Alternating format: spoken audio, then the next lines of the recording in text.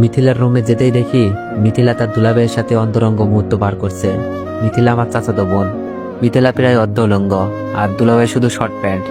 তাদের প্রেমলীলা দেখে আমি থমকে যাই। এটা দেখার জন্য মোটেও প্রস্তুত ছিলাম না। আমি মিথিলাকে ভালোবাসি, এটা মোটামুটি বাড়ির সবাই জানে। এই কারণে যে কত মার খেয়েছি তার কোনো হিসাব নাই। আমাকে বরাবর বলে দিয়েছে মিথিলাকে নিজের বোনের মতো দেখার জন্য। আমি মিথিলাকে এমন অবস্থায় দেখে নিজের চোখকে বিশ্বাস করতে পারছিলাম না। ছি ছি মিথিলা, এইসব কি দেখছি? আর দুলাভাই আপনি কি করে পারলেন এটা করতে? আমার আওয়াজ শুনে যেন ওদের মাথায় আকাশ ভেঙে পড়ছে। দুলাভাই বলল, অনিক প্লিজ কাউকে বইল না, কাউকে বললে আমাদের মান সম্মান থাকবে না। উনি সুমি আপুর স্বামী, দেখতে স্মার্ট আর অনেক বড় চাকরি করে। সুমি আপু হলো মিথিলার বড় বোন। আপু সকালে তার বাচ্চাকে ডাক্তার দেখাতে গেছে, তাতে চাকরি হয়ে গেছে। চাচা নাই, মারা গেছে 3 বছর নাই।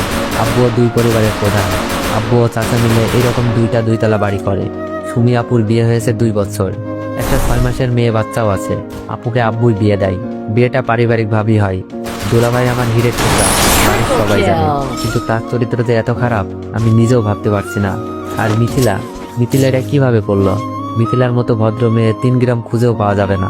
মিথিলার সৌন্দর্য পরিবারের লোকজন ছাড়া বাইরের কেউ দেখে নাই। হাত মোজা, পাও মোজা, বোরকা পরে পর্দার সাথে সবসময় চলাচল করে। কিন্তু আজ সেই মিথিলার একই হাল দেখছি। চুপ করেন আপনি, লজ্জা করে না? আবার কথা বলেন। আর মিথিলা, তুই না পর্দা করিস, কোনো পরপুরুষের সামনে যাস না, এই তোর পর্দার আড়ালের চেহারা? আমার কথা শুনে মিথিলা কিচ্ছু বলছে না, নিজেকে ঢেকে শুধু কেঁদেই যাচ্ছে। তোর জন্য তো পুরো পদ্মাশীল নারীর সম্মান নষ্ট হলো। কি দরকার ছিল পর্দা করার? পতিতা পল্লীতে গেলেই তো পারতিস। এই মিথিলাকে যখন আমি বলতাম, মিথিলা আমি তোকে ভালোবাসি, তোর জন্য সব করতে পারবো, তখন মিথিলা আমার চরিত্র নিয়ে কথা বলতো আর আব্বুকে বলে আমাকে মার খাওয়াইতো। মিথিলা কান্না করতে করতে বলল, অনিক কাউকে বলিস না প্লিজ। মিথিলা, আমি যখন তোকে ভালোবাসি বলতাম, তুই আমার চরিত্র নিয়ে কথা বলতি, আব্বুর কাছে মার খাওয়াইতি। আজ তোর আসল রূপটা দেখুক সবাই। আর দুলা ভাই, আপনাকে আর কি বলবো। আমি রুম থেকে বের হয়ে যাচ্ছিলাম, ওদেরকে যতই বলি রূপ দেখিয়ে দিব, কিন্তু সুমি আপুর সংসারটা কি হবে? আর একটা 6 মাসের মেয়েও আছে তাদের। আর মিথিলা তো আমার চাচাতো বোনও, যাকে আমি ভালোবাসি, তার সম্মান কি করে নষ্ট করি? দুলাভাই মাথা নিচু করে বসে আছে। আমি বললাম, দুলাভাই আপনি এখন এখানে বসে আছেন? আমার কথা শুনে দুলাভাই রুম থেকে বেরিয়ে যায়।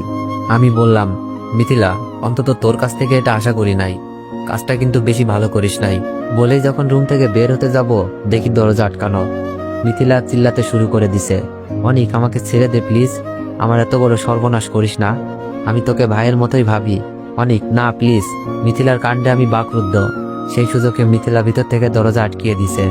আমি কথা বলতে পারছি না, গলা দিয়ে আওয়াজও বের হচ্ছে না, মনে হচ্ছে হাত পা সব বেঁধে রেখেছে কেউ। অনিক তুই আমার এত বড় সর্বনাশ করিস না প্লিজ, আমি তোর পায়ে পড়ি। মিথিলা তার কাপড় চোপড় ছিঁড়তে লাগলো, প্রায় অনেক অংশ ছিঁড়ে ফেলছে। আমি অনেক কষ্টে মুখ থেকে বের করলাম, মিথিলা কি হচ্ছে এইসব? মিথিলা অনেক জোরে চিল্লাচার বলছে, কেউ বাঁচাও, অনিক প্লিজ ছেড়ে দে, আমি যেখানে ছিলাম সেখানেই দাঁড়িয়ে আছি। মিথিলার এমন কাণ্ডে শরীরের শক্তি হারিয়ে ফেলেছি। বাইর থেকে দরজা ধাক্কাতে লাগছে দুলাভাই, আর দরজা খোলার জন্য চিল্লাতে লাগলো। দুলাভাইয়ের চিল্লানি শুনে আব্বু আম্মু ভাইয়া ভাবি সবাই মনে হয় চলে এসেছে। জোরে দরজা ধাক্কাতে ধাক্কাতে দরজা ভেঙে ফেলে সবাই। দরজা খুলতেই মিথিলা আব্বুর পেছনে এগিয়ে লুকাই। মিথিলার কাপড় চোপড় ছেঁড়া দেখে আন্দাজ করে ফেলে মিথিলার সাথে খারাপ কিছু হতে যাচ্ছিল। মিথিলা নাকা কান্না করছে। মিথিলাকে ভাবি আগলে নাই, আর সবাই আমার দিকে অগ্নিচক্ষু দেখাতে লাগলো। আব্বু আমার সামনে এসেই ঠাস ঠাস করে কয়েকটা চর বসিয়ে দেয়। ভাইয়া এসেও অনেকটা চর মেরেছে। আমি কিছু বলতে যাব, সেই সুযোগ নাই, সবকিছু এত দ্রুত হচ্ছিল। মিথিলা, অনিক তোমাকে কলেজে যাওয়ার জন্য ডাকতে এসেছিল, তোমাকে এত খারাপ অবস্থা দেখা যাচ্ছে কেন? অনিক কি তোমার সাথে কিছু করেছে? ভাবি হয়তো বিশ্বাস করতে পারছে না, আমার মতো ছেলে এমন একটা কাজ করবে। মিথিলা ভাবিকে জড়িয়ে ধরে নেকা কান্না করছে আর বলছে, ভাবি আমি শুয়েছিলাম, অনিক এসে আমাকে একা পেয়ে আগের মতো ভালোবাসার প্রস্তাব দেয়। আমি বড় আব্বুকে জানাবো বলাতেই অনিক আমাকে বলে আমি নাকি অনেক মার খাওয়াইছি, তাই আজ তোমার ইজ্জত কেড়ে নিব। তারপর অনিক আমার সর্বনাশ করতে থাকে। আপনারা না আসলে আজ অনিক আমাকে কি যে করতো। মিথিলার কথা অবিশ্বাস করার কোনো কারণই নাই, আগেই বলেছি 3 গ্রাম খুঁজেও এমন মেয়ে পাওয়া যাবে না। আব্বু মিথিলার কথা শুনে যেন আরো রেগে গেলেন। তুই আমার ছেলে ভাবতেই লজ্জা লাগছে, যে নিজের চাচাতো বোনের সাথে এমন করতে পারে, সে অন্য মেয়েদের কি না করবে। তোর এই বাড়িতে কোনো জায়গা নেই, বের হয়ে যায় বাড়ি থেকে। আব্বুর কথা শুনে চোখ বেয়ে পানি পড়ছে। মাথা নিচু করে কান্না করতে করতে বললাম, আব্বু আমি কিছু করি নাই, ওই তুই আমাকে আব্বু বলবি না, আজ থেকে আমার একটা ছেলে, তুই মরে গেছিস। আব্বুর মুখে এই কথা শোনার থেকে মরে যেতে পারলেও অনেক বেশি খুশি হতাম। আম্মুকে বললাম, আম্মু আমি কিছু করি নাই। মিথিলা কথা আটকে দিয়েই আম্মু বলল, জানি না কোন পাপে তোকে পেটে ধরেছিলাম। আম্মুর মুখে কথা শুনে মনে হচ্ছে কলেজা ছিঁড়ে যাচ্ছে। আর কাকে বলবো, যেখানে আমার গর্ভধারিণী মাই বিশ্বাস করলো না, আমাকে কিছু বলতেও দেয় নাই। আমি দুলাভাইয়ের দিকে তাকালাম, মুখে শয়তানি হাসি। আর মিথিলা এখানে নেকা কান্না করছে। সুমি আপু চলে এসেছে, যার আদরে আমার বড় হওয়া, যে আপুটা আমাকে আপন ভাইয়ের মতো ভালোবাসে, আমাকে এখনো মুখে খাবার তুলে খাওয়াই। সেই আপুটাও সবকিছু শুনে কান্নায় বুক ভাসাচ্ছে। আজ আমি আপুর চোখও খারাপ হয়ে গেলাম।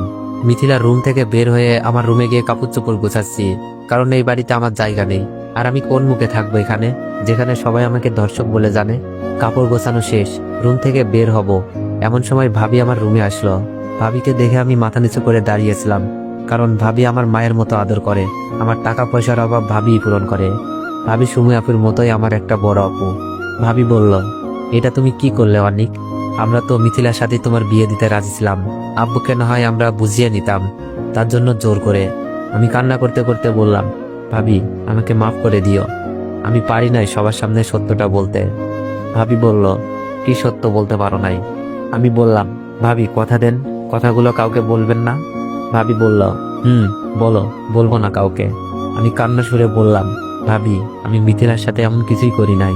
ভাবি বলল, তাহলে মিথিলার কাপড় চোপড় ছেঁড়া কেন? ভাবি আমি মিথিলাকে ডাকতে গিয়ে দুলাভাই আর মিথিলার পাপ কাজে লিপ্ত থাকতে দেখি। আমি তাদের অপমান করি, ভয় দেখাই, বাড়ির সবাইকে বলে দিব।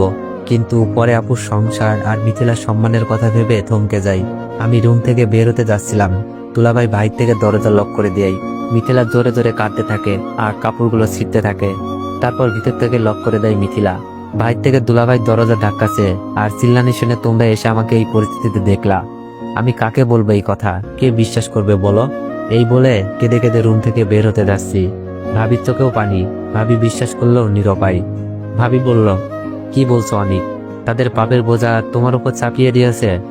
আমি বললাম, ভাবি তুমি কাউকে বলো না প্লিজ, মিথিলার সম্মান আর আপুর সংসার নষ্ট হয়ে যেতে পারে।